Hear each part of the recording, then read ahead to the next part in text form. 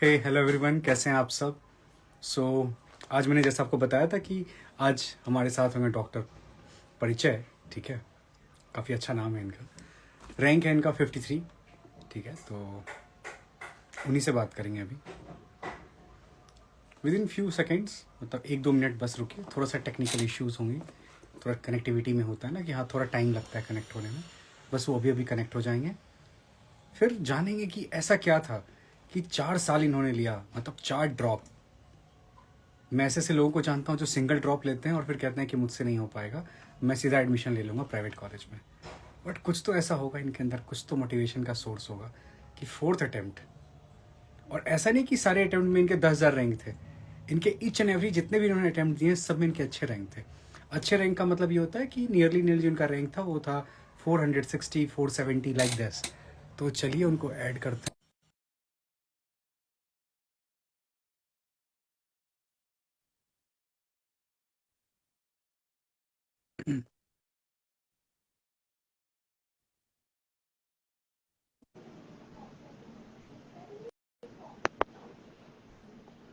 या hello doctor परिचय, कैसे हैं आप। हेलो सर, मैं अच्छा हूँ। आप कैसे हैं सर? मैं भी बहुत अच्छा हूँ। बहुत अच्छा लग रहा है आपको देख करके, और खासकर ये जान करके आप इतने अच्छा रैंक लेके आए हो आप। This is really good. हाँ, थैंक यू सर। तो व्यूअर्स, मैं आपको ये बता दूं कि ये डॉक्टर परिचय हैं और इनका रैंक 53 है इस बार नीट एमडीएस में। 4th अटेम्प्ट था इनका। और ये बहुत बड़ा एक मोटिवेशन का सोर्स है, क्योंकि लोग एक अटेम्प्ट लेते हैं ना, सेकंड अटेम्प्ट कहते हैं मुझसे नहीं होगा, अब रहने दो। सेकंड अटेम्प्ट लिया, छोड़ दिया। थर्ड अटेम्प्ट लिया, छोड़ दिया। बहुत रेयर ही लोग होते हैं जो कि इस लेवल तक जाते हैं कि हाँ ठीक है, हम नंबर ऑफ अटेम्प्ट लेंगे, जब तक नहीं होगा तब तक करेंगे। तो you are so welcome here. तो first thank question, you sir, thank tell you. Me हाँ जी। Something about yourself. अपने बारे में कुछ बताइए। हाँ जी, हाँ जी। सर, मैंने ना सुधा रस्तोगी कॉलेज से, जो कि फरीदाबाद में, बीडीएस जैन 2019 में कंप्लीट किया था। तो उसके बाद से ही था कि प्रिपरेशन करनी है, मतलब मेरे को पीजी का था शुरू से ही। तो जब से बीडीएस में आया था, मेरा था कि मेरे को पीजी करनी है किसी हाल में। हम्म। और सबका रहता है ना कि पहले एमबीबीएस चाहिए। तो मैंने बहुत एक्सप्लोर किए थे ऑप्शंस, और मेरे को पता हम्म। चला कि एमडीएस इन मैक्सिलोफेशियल सर्जरी एक ब्रांच है। तो उसी टाइम जिस दिन मैंने बीडीएस ज्वाइन किया था, तभी था कि यार मेरे को ना मेडिकल स्ट्रीम की साइड में जाना ही जाना है किसी हालत में। हम्म। तो इसलिए जो भी मेरा बीडीएस का करिकुलम था, मैंने बिल्कुल अच्छे से पढ़ने की कोशिश की कि जितना मैं कर सकता हूँ, जितना मेरे डोमेन में है। तो जैन 2019 में जब मेरी बीडीएस कंप्लीट हो गई थी, तो उसके बाद था कि मेरा अब मैं नीट के लिए प्रिपेयर करूं, जो भी अपना बेस्ट दे सकता हूं दूं। लेकिन सर, मेरी फैमिली में मैंने आपको जैसे बताया था, सरकमस्टेंसेज ही ऐसे हो गए थे। मेरी मदर को कैंसर डायग्नोस हो गया था, किडनीज भी फेल हो गई थी, डायलिसिस पे भी थी। हम्म।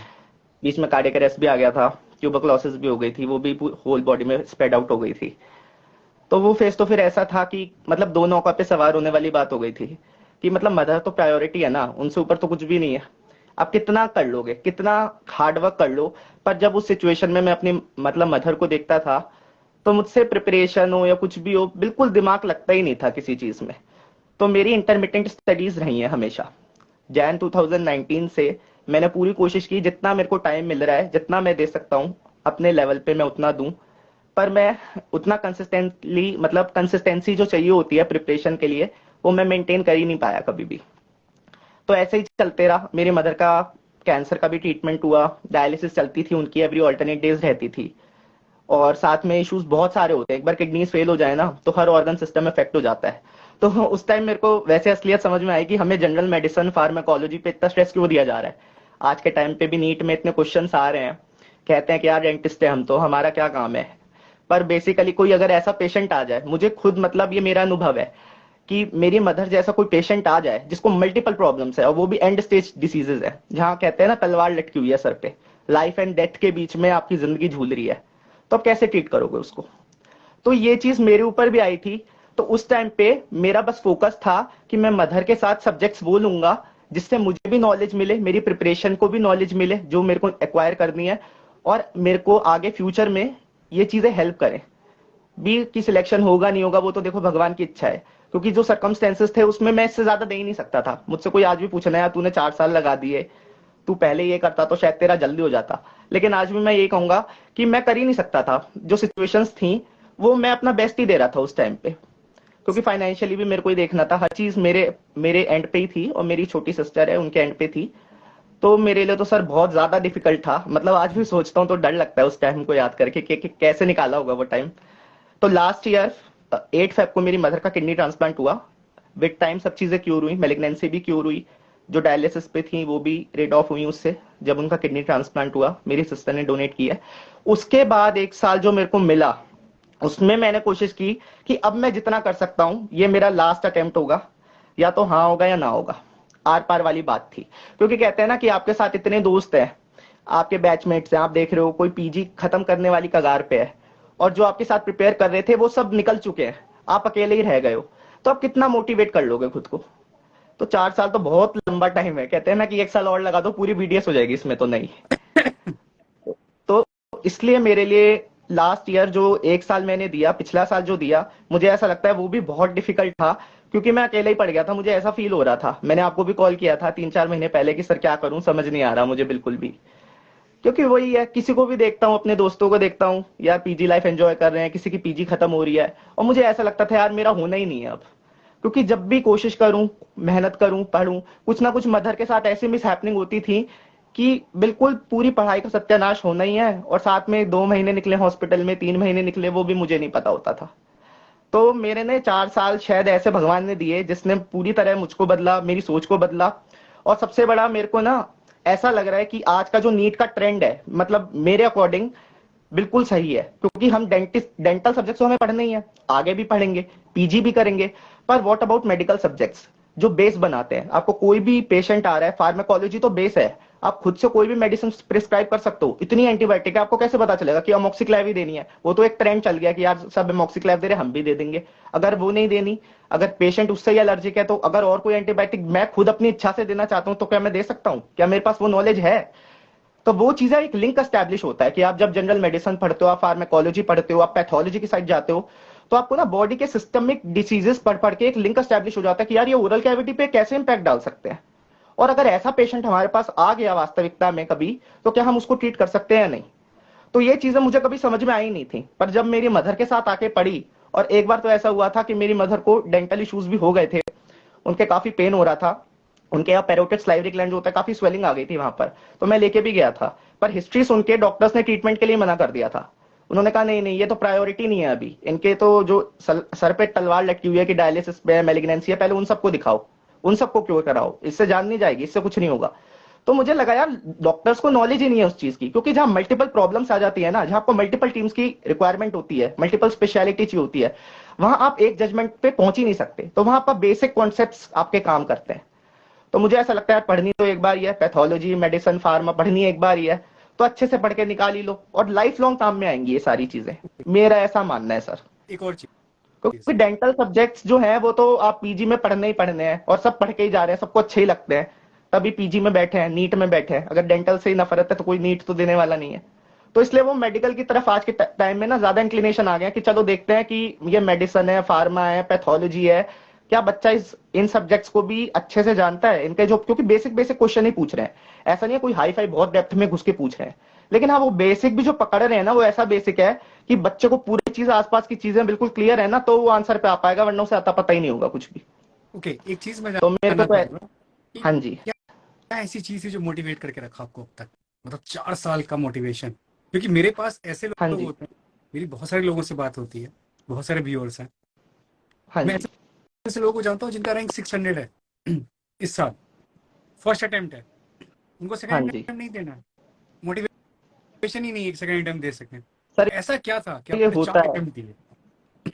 सर मैं आपको बता रहा हूँ, देखो मेरे पे तो आप बीती आई थी, तो जब भी मेरी मदर आईसीयू में होती थी या कहीं भी होती थी ना, एक बार की बात थी कि मदर वेंटिलेटर पे थी मेरी, डॉक्टर मेरे को वेंटिलेटरी मोड के बारे में बता रहा था कि तुम्हारी मदर इस वेंटिलेटर पे है, सीपैप पे, और कुछ मोड्स के बारे में बात कर रहा था, मुझे नॉलेज भी नहीं थी। तो मेरे दिमाग में एक कीड़ा था यार कि अगर मैं सर्जरी करता हूँ और मेरे को ओरल मैक्सिलोफेशियल सर्जरी मिल जाती है, तो क्या ये छोटी छोटी चीजें मेरे लिए मायने रखेंगी? क्या मेरे को 10 लोगों को फोन करना होगा कि बताओ ना इसका मतलब क्या है, क्या वो ठीक है या नहीं है? मैं क्या समझू इस बात को? क्योंकि अगर आप किसी को कह देते हो ना, किसी सीनियर सर्जन को या किसी भी आईसीयू में, इमरजेंसी मेडिसिन में, कि जी हम डेंटिस्ट हैं, तो वो ऐसा मानते हैं इनके पास सारी नॉलेज होगी। एंटी प्रोबीएनपी टेस्ट है, ऐसे हजारों टेस्ट है। पर मेरे को ऐसा लगता है वो चीजें ना हम जनरल मेडिसिन में पढ़ते हैं, बात मैक्सिलोफेशियल सर्जरी की नहीं है, बात उन सब्जेक्ट्स की है जो वहां से आपको नॉलेज दे रही है, और वो आपको बेसिक नॉलेज वो आपके दिमाग में रहेंगी, तो वो चीजें आपको आगे हेल्प करती ही करती हैं। तो मुझे ऐसा लगता है अगर आप कोई भी है जिसकी रैंक नहीं आई, अब मेरा देख लो, मेरी फर्स्ट अटेम्प्ट में 474 रैंक थी, मुझे कुछ नहीं मिला, मुझे ओपी भी नहीं मिली थी last attempt, last mock-up round तक। फिर सेकंड अटेम्प्ट में दे नहीं पाया क्योंकि कुछ ना कुछ चलते रहा। फिर थर्ड अटेम्प्ट में मेरी 569 थी, तो उसमें भी मेरे को कुछ नहीं मिला था। तो लास्ट लास्ट मॉपअप राउंड में था कि किसी ने सीट छोड़ी थी, जो जीडीसी रायपुर की एक सीट थी वो वेकेंट गई थी, तो पर मैंने वो अटेम्प्ट ही नहीं, मतलब मैंने अटेंड नहीं की थी उस टाइम तक काउंसलिंग। तो अब उसके बाद अब अटेम्प्ट दिया है, तो आपको भी नहीं पता होता आपका कब सिलेक्शन ओके होगा। बट मेरा ऐसा मानना है अगर आप इस पाथ पे निकल गए हो, अगर आपने इतनी मेहनत कर दी है, 5 साल भी बीडीएस को दे दिए हैं, तो आप ये सोचोगे कि आपका साल भर लगा के भी अगर आपको पीजी सीट मिल गई तो आपने खोया क्या? आपको तो ओवरऑल रिटर्न ही मिल रहा है ना, स्टाइपेंड भी मिल गया, सीखने को भी मिल गया, और आपकी पढ़ाई भी पूरी हो गई। आपको ऑल्टरनेटिव ऑप्शंस में जाना है वो तो आप कभी भी जा सकते हो, लेकिन इतनी मेहनत करने के बाद थोड़ा टाइम और ही लगा दे, मेरा ऐसा मानना है। क्योंकि 5 साल निकालने बीडीएस में आसान नहीं होते, और 5 साल के बाद जिसने 1 साल प्रिपरेशन में और लगा दिया, तो अगर वो 6 महीने की, साल भर की बाय मैक्स हम कहते हैं, अगर वो उम्मीद और रखेगा और अपना और बेस्ट देगा, तो उसकी रैंक इंप्रूव होगी ही होगी। ये ओके मेरा खुद का एक्सपीरियंस है, क्योंकि मुझे भी ऐसा लगता था कि मैं शायद कर ही नहीं पाऊंगा, मुझसे हो ही नहीं सकता। क्योंकि ऐसा नहीं है कि मैं बहुत टैलेंटेड हूं या मुझे बहुत ज्यादा आता है, नहीं, बिल्कुल एवरेज हूं मैं। और मेरा हो सकता है तो अब तो किसी का भी हो सकता है, बस ये बात है उसको ना थोड़े टाइम तक लगे रहना होगा। ओके एक और और बात डेस्टिनी की भी आ क्वेश्चन। जाती है, देखो हाँ जी। एक क्वेश्चन ये है, सब लोग पूछते हैं हर टॉपर से, हाउ टू स्टार्ट प्रिपरेशन, मतलब क्या, कहाँ से स्टार्ट करें? प्रिपरेशन का तो ऐसा ही है आज के समय में ना, जो सब्जेक्ट्स की डेप्थ ये पूछ रहे हैं, जैसे कि चाहे डेंटल हो चाहे मेडिकल हो, मुझे ऐसा लगता है कि बेस जो है, जो आपके बेसिक कॉन्सेप्ट्स हैं, वो बिल्कुल क्लियर होने चाहिए। तो जिसको जो सब्जेक्ट से ज्यादा प्यार हो, जो सब्जेक्ट इंटरेस्टेड हो जिसमें, तो वहां से अगर शुरू करेगा ना, उसका इंटरेस्ट बना रहेगा अगर वो खुद से कर रहा है तो। और अगर कोचिंग के साथ कर रहा है तो फिर तो कोचिंग का अपना ट्रेंड चलता ही है, उसमें तो आपको कुछ सोचना ही नहीं है, जैसे जैसे वो इंस्ट्रक्शंस दे रहे हैं बिल्कुल वैसे वैसे आपको फॉलो करना है। पर कोचिंग नहीं कर रहा, खुद से कर रहा है, तो जो सब्जेक्ट्स उसको अच्छे लग रहे हैं पहले वो पकड़े, जिससे कि उसका इंटरेस्ट है उसमें। पहले कोई ऐसा सब्जेक्ट पकड़ लेगा जिसको अच्छा ही नहीं लगता, तो फिर तो मन ही नहीं करेगा पढ़ने का। पर मेरी ऐसी एडवाइस है कि कोचिंग के बिना आज के टाइम में होना थोड़ा सा डिफिकल्ट है, क्योंकि ना कोचिंग आपको सारा मटेरियल प्रोवाइड कर रहा है, टेस्ट सीरीज प्रोवाइड कर रहा है, और सबसे बड़ी बात है कॉम्पिटिटिव एनवायरनमेंट प्रोवाइड कर रहा है, कि आप आसपास वाले बच्चों के साथ आप अपने आप को असेस कर पा रहे हो कि हमें और कितनी मेहनत की जरूरत है। तो वो बहुत जरूरी चीज हो जाती है। कभी कभी हमें लगता है हम सही जा रहे हैं, पर आसपास वाले बच्चों को देखते हैं तो हमें हमें खुद एहसास होता है कि यार हम यहाँ पर भी इंप्रूवमेंट कर सकते हैं, 10 लोगों से बात करते हैं, अपने 10 जगह के डाउट सॉल्व करते हैं, और ऐसी भी चीजें जानने को मिलती है जो हम कभी सोच भी नहीं सकते। तो वो एक एनवायरमेंट का इन्फ्लुएंस तो पड़ता है। तो कोचिंग अगर करते हो तो फिर कुछ कुछ सोचना ही नहीं है, फिर तो वो डायरेक्ट जो जिस तरीके से वो पढ़ा रहे हैं वैसे वैसे ही करना है। और अगर खुद से कर रहे हो तो फिर यही है, जो भी अच्छा लगे सब्जेक्ट वहां से आप शुरू कर सकते हैं। ओके, वन मोर थिंग, हाँ क्या जी। कोचिंग बिल्कुल इंपॉर्टेंट है, बिना कोचिंग के नहीं हो सकता? ऐसा नहीं है कि बिना कोचिंग के कोई कर ही नहीं सकता है, पर हाँ कोचिंग एक एज पे जरूर रखेगी, जैसे बताया। क्योंकि ये है ना कि एक इंसान खुद कर रहा है, सारी चीजें खुद समझ रहा है, डाउट्स भी हैं वो भी खुद सॉल्व कर रहा है, और एक है कि आपको मटेरियल प्रोवाइड हो रहा है, आपको कोई भी चीजें आप अप्रोच कर सकते हो फैकल्टी को, और वो भी स्पेशलिस्ट है, ओरल सर्जरी के स्पेशलिस्ट है, प्रोस्थो के स्पेशलिस्ट है, हर चीज के स्पेशलिस्ट बैठे हुए हैं। तो आपका वर्कलोड कम हो जाता है, आपके लिए चीजें आसान हो जाती हैं। तो ये रहता है। और सबसे बड़ी बात, जैसे कि मैंने बताया, कि आपके आसपास के जो नए कलीग्स आपको मिलते हैं, तो उनसे भी बहुत हेल्प मिलती है, कि आप उनको उनसे जब बात करते हो ना, आपको पता चलता है यार कि हम कहाँ पीछे रह रहे हैं। और उनके भी जब ओपिनियन सुनते हैं, अच्छा इस चीज को ऐसे भी सोच सकते थे, ये इस क्वेश्चन पे, इस आंसर पे ऐसे अराइव हुआ, तो बहुत सारी चीजें ना जानने को मिलती हैं उस टाइम पे। और जो बेसिक सब्जेक्ट्स है, जैसे कि medical subject, general medicine, pathology, ये हम इतना पढ़ते नहीं है बीडीएस के टाइम पे ना, उस डेप्थ में भी नहीं जाते, और बेसिक्स में भी मुझे नहीं लगता हम जाते हैं, क्योंकि हम ना गाइड बुक्स को ही फॉलो करते हैं। पर पेपर ना बेसिक्स और बेसिक्स को ही पकड़ता है और स्टैंडर्ड बुक से आता है, तो वहां पर फिर जरूर बच्चा लैग हो सकता है। तो इसलिए मुझे ऐसा लगता है अगर आज के समय में ना कोचिंग करेगा तो उसको एक एज जरूर मिलेगी, पर ऐसा नहीं है कि नहीं करेगा तो उसका हो ही नहीं सकता। पर हाँ, एक एज मिलती है, ये जरूर है। सपोज कोई बच्चा अभी इंटर्नशिप में है, ठीक है, हाँ जी। इंटर्न है, तो उससे पहले थ्योरी पे जाना चाहिए या फिर एमसीक्यू लगाए और फिर थ्योरी पे जाए? सर इसमें मेरे अकॉर्डिंग तो पहले आप ना एमसीक्यू एक बार नजर मार लो, आप फ्लिप कर लो पेजेस, जैसे आप कोई भी टॉपिक पढ़ लो, आप देख लो कि एमसीक्यू किस टॉपिक से आ रहे हैं। क्योंकि थ्योरी तो इतनी वास्ट है, कहां तक पढ़ोगे, कुछ भी नहीं पता। जैसे ट्रॉमा आप पढ़ो, आपको पता चल जाएगा प्लेटिंग पे क्वेश्चंस आ रहे हैं, लीफोर्ड पे क्वेश्चंस आ रहे हैं। फिर सीधा क्वेश्चंस को एक बार देख के पढ़ के सीधा आप थ्योरी पे उस टॉपिक की थ्योरी पे जा सकते हो, क्योंकि एक बार थ्योरी ग्रेस्प में आ गई ना, फिर तो क्वेश्चंस लगेंगे, एमसीक्यू लगेंगे। पर डायरेक्टली बिल्कुल ब्लाइंडली एमसीक्यू सॉल्व कर रहे हो तो वो सॉल्व होंगे ही नहीं, फिर तो फ्रस्ट्रेशन आएगा यार, सारे गलत निकल रहे हैं। तो एक बार ना पेजेस फ्लिप करके देख लें, उससे एक ओवरव्यू मिल जाएगा कि अच्छा ये टॉपिक्स इतने इंपॉर्टेंट है, ये रिपीट हो रहे हैं, और इस पे तो कमांड हमें चाहिए ही चाहिए किसी हालत में। इसको तो हम छोड़ना अफोर्ड ही नहीं कर सकते अगर एग्जाम में बैठ रहे हैं। और डेंटल सब्जेक्ट्स में तो ये बहुत ज्यादा इंपॉर्टेंट हो चुका है कि जैसे कुछ टॉपिक्स है, ट्रॉमा है, वैसे पिट एंड फिशर सीलेंट है, कंपोजिट रिस्टोरेशन है, इसमें आप कुछ भी अगर छोड़ के जा रहे हो ना तो पैर पे कुल्हाड़ी मारने वाली बात है, क्योंकि ये डीएम के साथ ओवरलैप हो रहा है, कंजर्वेटिव में आ रहा है, तो आप कहां कहां तक बचोगे? एक एग्जाम में बच जाओगे, दूसरे में फंसा देगा। तो आपको एक ओवरव्यू मिल जाएगा, डेंटल पल्स हो या जो भी आपकी गाइड बुक्स हैं, क्वेश्चंस को अगर आप देखोगे उसके बाद आप थ्योरी पे इजीली जा सकते हो। तो आपने डेंटल तो मुझे ऐसा लगता है, हाँ मेरे साथ तो मैंने पल्स ही लगाई थी, और पल्स ठीक है मेरे अकॉर्डिंग, बाकी सबकी अपनी अपनी होती है, लेकिन पल्स एक स्टैंडर्ड है, सभी सॉल्व करते हैं, और पल्स अच्छी किताब है एक ओवरव्यू लेने के लिए कि हाँ कैसे टॉपिक्स है, कौन से क्वेश्चंस आ रहे हैं, क्योंकि ऐसा तो है नहीं क्वेश्चंस रिपीट आने हैं। तो आपको थ्योरी ना पता होनी चाहिए, जैसे फ्रैक्चर मैनेजमेंट है तो थ्योरी तो आनी चाहिए। तो थ्योरी के लिए भी ऐसा भी नहीं है कि आप पूरा स्टैंडर्ड टेक्स्ट बुक की पेज बाय पेज फ्लिप कर रहे हो। कोचिंग ज्वाइन कर रखी है तो वहां से आपको मटेरियल मिल जाएगा, नहीं कर रखी तो आप सिंपली पावर पॉइंट की स्लाइड्स भी देख सकते हो, क्योंकि पीपीटी की स्लाइड्स अवेलेबल है नेट पे। तो बेसिक्स आपको ना बिल्कुल पकड़ के चलने हैं, बात यह है। तो थ्योरी एक बार ग्रेस में आ गई तो एमसीक्यू लगा के देख सकते हैं उस टाइम पे, अगर एमसीक्यू सारे लग रहे हैं 90% 80% की एक्यूरेसी आ रही है, इसका मतलब हमारी थ्योरी ठीक है, हमें ज्यादा सोचना नहीं है। लेकिन अगर एमसीक्यू सारे गलत हो रहे हैं फिर तो थ्योरी पे जाना ही पड़ेगा कि हमारा तो काम ही नहीं हो रहा है, फिर कैसे बात चलेगी। ओके। हाँ जी। नेक्स्ट क्वेश्चन है, ये भी किसी व्यूअर ने मुझे भेजा है आपके हाँ लिए। जी। ये जो मोटिवेशन है, सेल्फ मोटिवेशन, ये एक दिन के लिए होता है, मैं मोटिवेट हो जाता हूँ, 7 डेज पढ़ लिया, फिर 7 दिन बाद उसी हालत में आ जाता हूँ वापस से। और ये बहुत कॉमन इश्यू है सबके साथ, इट्स वेरी कॉमन। बिल्कुल होता है। ये मेरे साथ भी होता था कि मुझे एक एक दिन बहुत जोश आता था, 1000 क्वेश्चंस कर लिए बैठ करके, सुबह बैठ गया और पूरी रात तक बैठ के तुम कर रहे हो क्वेश्चंस, ठीक है, यही चल रहा होता है। और अगले दिन फिर कुछ नहीं कर रहे हैं, घूम रहे हैं, मूवी देख रहे हैं, फोन पे बात कर रहे हैं, स्क्रॉल कर रहे हैं इंस्टा, ये सारी चीजें चल रही होती है। तो इसको कैसे कंट्रोल किया जाता है?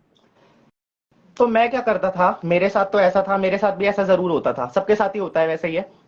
तो इसके लिए ना मैं एक पेन और पेपर अलग से रखता था, और मैं इफेक्टिव स्टडी टाइम अपना अलग से लिख लेता था कि आज मैं कितने घंटे पढ़ा हूं प्रॉपर्ली। जैसे अगर मैं वॉशरूम भी जा रहा हूँ, कहीं भी जा रहा हूँ ना, तो मैं उसमें से -5 मिनट या -10 मिनट डिडक्ट करता था लास्ट में। ओके। तो मेरे को पता होता था कि एक्चुअल इफेक्टिव आवर्स मेरे 10 घंटे अगर आ रहे हैं, इसका मतलब 10 घंटे केवल मैं पढ़ाई की है, इसमें मैंने पानी भी नहीं पिया है। तो बीच में ऐसा हो गया था अगर पानी भी पी रहा हूं ना तो उसमें -20 सेकंड इतना हो गया था मेरे को। तो मुझे पता था, मैं किसी और से कंपैरिजन करता ही नहीं था, मैं खुद से लड़ता था कि यार जो मैं कल था, क्या आज मैं उससे बेटर कर रहा हूं या नहीं कर रहा।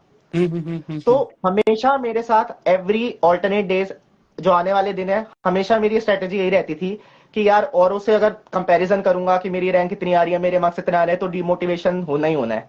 क्योंकि ना खुद को बिल्ड करने में बहुत टाइम लग जाता है, और कुछ सब्जेक्ट्स तो ऐसे होते हैं जो हमारे ग्रेस में आते ही नहीं है। कुछ सब्जेक्ट्स तो बहुत अच्छे से हम कर लेंगे, कुछ सब्जेक्ट्स नहीं कर पाएंगे, तो लगता है हम कर ही नहीं सकते उस चीजों में, क्योंकि ना नेगेटिविटी की तरफ दिमाग ऑटोमेटिकली ज्यादा जाता ही है। तो मैं हमेशा ऐसे ही करता था कि अपना इफेक्टिव स्टडी टाइम लिख लिया, और खुद से लड़ाई करनी है कि यार जो कल मैंने पढ़ा है, जो कल भी मैंने याद किया है, क्या आज मैं उससे बेटर कर रहा हूं या नहीं कर रहा। और हमेशा 15 से 20 दिन बाद या 30 दिन बाद जो भी सब्जेक्ट किया, जैसे पीडो कर ली, तो पीडो को ना रिवाइज किया, 15 दिन बाद पहले रिवाइज किया, तो ये हो जाता है धीरे धीरे ना वो चीजें लॉन्ग टर्म मेमोरी में जानी शुरू हो जाती हैं। आपको याद करने की फिर जरूरत ही नहीं है, सोचने की भी जरूरत नहीं है, वो फोटोग्राफिक मेमोरी दिमाग की बिल्कुल सामने आएगी, क्वेश्चन सामने आपको समझ में आ जाएगा, अच्छा अच्छा इसका तो आंसर यही था, सोचना भी नहीं है, क्योंकि वो पेजेस ही दिमाग में आ जाते हैं। तो फिर आपको ना ग्रेजुअली कॉन्फिडेंस बिल्ड होता है। तो अगर किसी के साथ हो यार बहुत नेगेटिविटी आ रही है, यार हम नहीं कर पाएंगे, तो ये सोच लो हमने शुरुआत क्यों की थी, सबसे बड़ी बात ये है। क्योंकि जिस पॉइंट पे हमने इतनी मेहनत की, हमने शुरुआत की, उस चीज पे कहते हैं ना, जो शुरुआत एक बार हो गई है और उसको बीच रास्ते में छोड़ रहे हो, तो फिर बड़ा मुश्किल हो जाता है गेम। तो उसको ना पकड़ के चलते ही रहना है, चलते ही रहना है। और ये बहुत मुश्किल काम है, देखो बोलना बहुत आसान है, ये मेरे साथ भी हुआ था, क्योंकि मेरी स्टडीज तो बहुत बार छूटी है। मेरे तो मदर के साथ थोड़ा ऊंच नीच भी थोड़ा सा भी हो जाता था ना, मेरे को तो लगता था मैं गया, अब मैं नहीं कर सकता कुछ भी। पर विद टाइम आप ना सेटिस्फाई हो ही नहीं सकते, आपके दिमाग में एक चीज क्लिक करेगी करेगी, यार मैंने इतना टाइम दिया है, मैंने स्टार्ट क्यों किया था, खुद से क्वेश्चन तो आता ही है ना ये चीजें। तो अल्टीमेटली यही है, एक बार उस रास्ते पे चल गए हो ना, तो भगवान पे छोड़ो और अपना केवल कर्म करते रहो।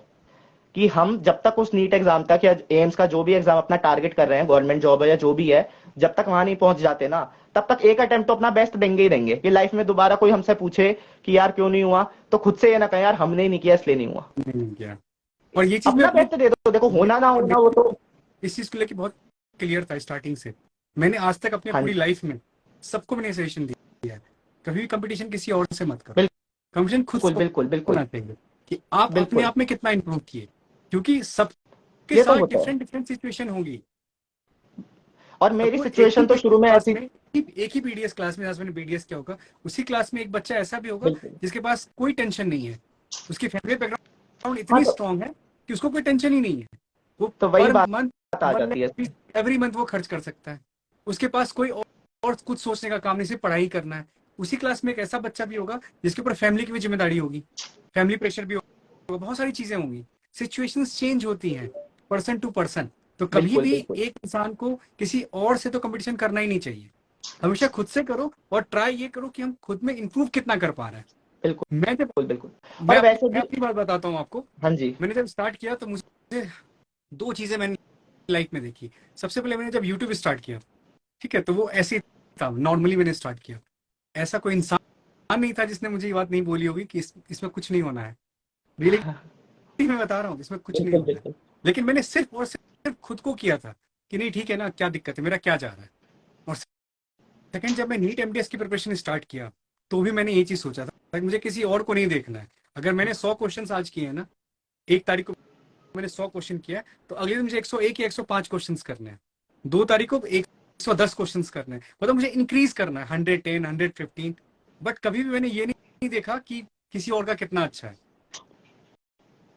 क्योंकि मेरा जो और फ्रेंड वैसे सर्कल है वो बहुत, जैसे बिल्कुल। देखा होगा, मैंने आनंद का लिया था इंटरव्यू, आनंद में हाँ जी, हाँ जी, 72 रैंक है उसका ऑल इंडिया में। हाँ जी, देखा था उनका हम लोगों इंटरव्यू। के बीच में बहुत फासला है, लेकिन कभी भी ना मुझे उससे कोई कंपटीशन था ना उससे मुझसे कोई कंपटीशन था। वो भी बहुत अच्छा लड़का है, उसका मैंने कभी नहीं देखा उसमें से कंपटीशन, खुद से ही सब कुछ होता है। और सेकंड में आपसे मिल रहा हूँ, आपको देख रहा हूँ, जो एग्जैक्ट कॉपी। और ये चीज मैंने डिफरेंट होल्डर से। एक और क्वेश्चन है, ठीक है, कि आपने कंप्लीट ड्रॉप लिया या फिर आप कोई जॉब कर रहे थे? नहीं नहीं, बिल्कुल भी नहीं। जैसे मैंने बताया, मदर के साथ सिचुएशन ऐसी थी, मैं कुछ भी नहीं कर सकता था उस टाइम पे। तो 2-2 महीने मेरे हॉस्पिटल में ही निकलते थे। मुझे खुद नहीं पता होता था मैं अगले दिन हॉस्पिटल में हूँ या घर में हूँ। तो मेरा था, बस बीडीएस कंप्लीट करने के बाद मैं कुछ भी नहीं कर पाया, तो मैं तो बीच में डिप्रेशन में भी चले गया था कि यार मैं कर क्या रहा हूँ, मुझे खुद ही नहीं पता चल रहा। और ऑब्वियसली आपका एनवायरनमेंट तो कहता ही है ना कि यार आपको इतना टाइम हो गया ना, आपके पास जॉब है ना, आप और कुछ कर पा रहे हो। पर उनको समझा नहीं सकता था ना, जो बीत रहा हूँ, जो बीती हो रही है, जो आप बीती फेस में कर रहा हूँ, वो तो मेरे ऊपर ही आ रही है। तो हम्म इसलिए मेरा था कि बस मेरा पूरी प्रायोरिटी उस समय मदर की तरफ थी, और बाकी जो भी हम्म टाइम मेरे को मिल रहा था मैंने कोशिश की थी उसको मैं पढ़ाई में लगा पाऊँ। तो मैं, जी। मेरा बीच में कुछ भी नहीं हुआ था ना, मैंने और कुछ किया था। और मुझे ऐसा लगता है अगर कोई प्रिपरेशन कर रहा है तो 1 साल अपना अच्छे से दे, क्योंकि 1 साल अपना अच्छे से दे रहा है, सब कुछ छोड़ छाड़ के पूरी तरीके से पढ़ाई में लग के दे रहा है, तो कहीं ना कहीं उसका हो जाना चाहिए। क्योंकि क्लिनिक करना है, कुछ भी करना है यार, वो तो बाद में भी कर लोगे, पीजी भी है, पूरी लाइफ है। पीजी हम्म। अगर पढ़ रहे हो तो 1 साल ऐसा दे दो कि अपना जो अच्छे से कर सकते हो कर लो उस टाइम पे।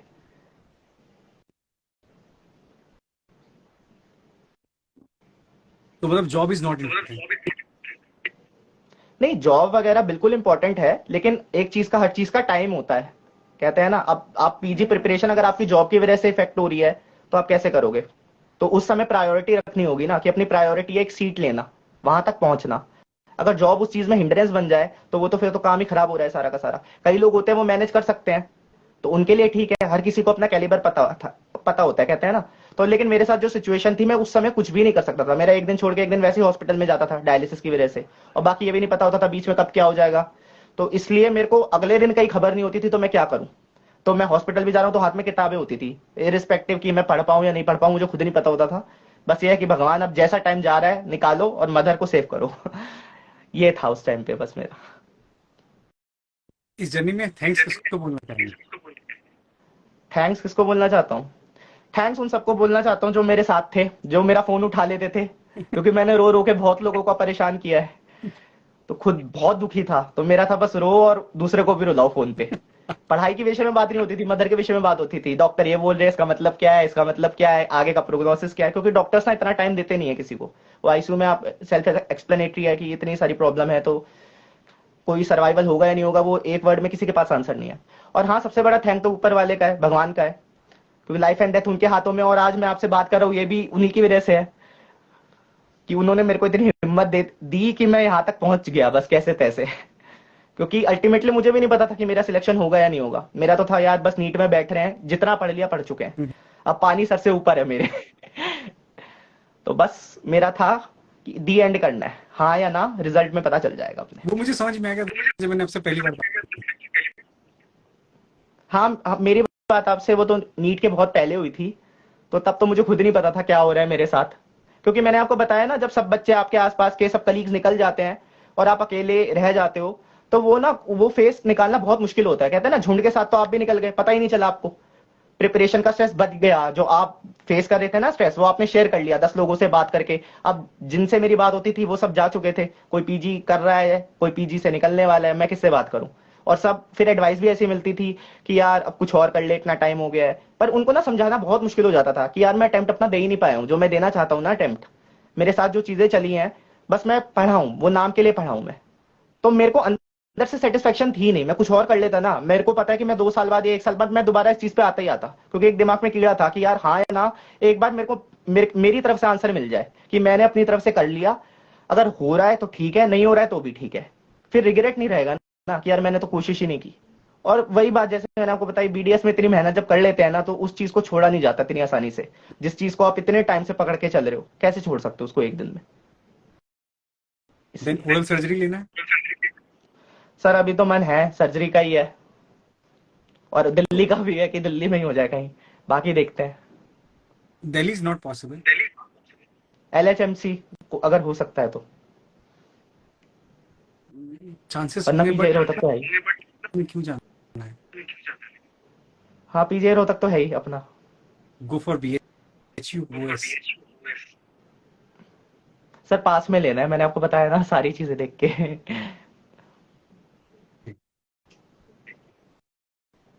देखो अब ओरल देखते हैं सर्जरी, काउंसलिंग में जो भी मिलता है। हैं जी। Oral surgery is not a big deal for you. नहीं, मिलने की बात है बस, वो कहाँ मिलती है, वो बिग डील नहीं हो जाएगी। 53 रैंक पर इजीली मिलेगा। 100 रैंक तक हाँ होता है जी। उसे ओरल सर्जरी की बहुत टेम्परेरी की जरूरत है। आपकी तरफ नहीं, अभी दो तक फॉर्म। प्लान सर्जरी का ये इंटरेस्ट तो वही है। अब आगे का कुछ पता नहीं, क्योंकि एक बार रहता है कि सबसे बात भी कर लो, सबसे रिव्यूज ले लो जो कर चुके हैं। पर मेरा इंक्लिनेशन वही है अभी। देखो इफ यू वांट कि आपको ओरल सर्जरी ही लेना है देन गो फॉर ओरल हाँ। Surgery only. हाँ जी।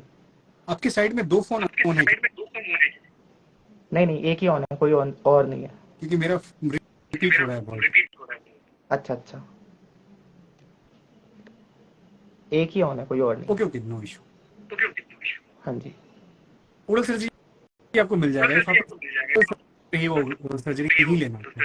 Don't go for endo prostho anything else. Surgery का ही है सर अभी तो, अब देखते हैं बाकी तो। मिल जाएगा, देयर इज नो इशू। लोग हैं हेल्प हाँ करने के जी। लिए, जरूरत थोड़ी काउंसलिंग में, देयर इज नो इशू। नहीं नहीं, बिल्कुल आपका सपोर्ट तो बहुत ज्यादा है, कुछ भी होता है तो अप्रोच कर सकता हूँ मैं। चलो ठीक है, thank you so much. So end of this interview क्या कहना चाहोगे? आपकी वॉइस ब्रेक हो गई। एंड ऑफ द इंटरव्यू क्या मैसेज देना चाहोगे? अगर कुछ बताइए। एंड में देखो, मैं तो यही कहूंगा कि कैसी भी सिचुएशन हो, अच्छी हो बुरी हो, अगर डिसाइड कर लिया करना ही है तो सालों को मत देखो, ठीक है। क्योंकि काफी लोग कलीग्स जो बैठे हुए हैं ना आसपास, उसमें एक एक साल के ड्रॉपर भी हम जैसे भी हैं, तो उनसे इसलिए कंपैरिजन मत करो। कई ऐसे होते हैं पढ़ पढ़ के बैठे हुए हैं, ठीक है, वो अपना ब्रश अप कर रहे हैं, रिवीजन फेस में है। तो अपने पे ध्यान दो, औरों पे मत दो। और खुद खुद के प्रोग्रेस में ही ध्यान देना चाहिए कि यार जो हम कल थे, क्या आज उससे हम बेटर परफॉर्म कर पा रहे हैं या नहीं।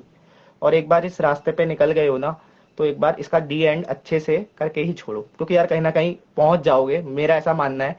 गवर्नमेंट जॉब है, एम्स है, नीट है, कहीं ना कहीं तो भगवान सुन ही लेगा ना। बस ये है, अपना करते रहो, जितना बेस्ट अपना दे सकते हो। हर किसी का अपने कैलिबर होता है कि यार इससे ज्यादा वो नहीं कर सकता, तो इसलिए कहते हैं कंपैरिजन मत करो, लेकिन खुद से जरूर लड़ना चाहिए कि जो हम कल थे क्या आज हम उससे बेटर कर पा रहे हैं या नहीं। Okay, thank you so much for welcome sir, welcome. Good night, bye bye, take care, बहुत अच्छा लगा बात। बिल्कुल सर, आपसे भी बात करके बहुत अच्छा लगा मुझे। Bye bye, take care, good night. Bye bye bye sir.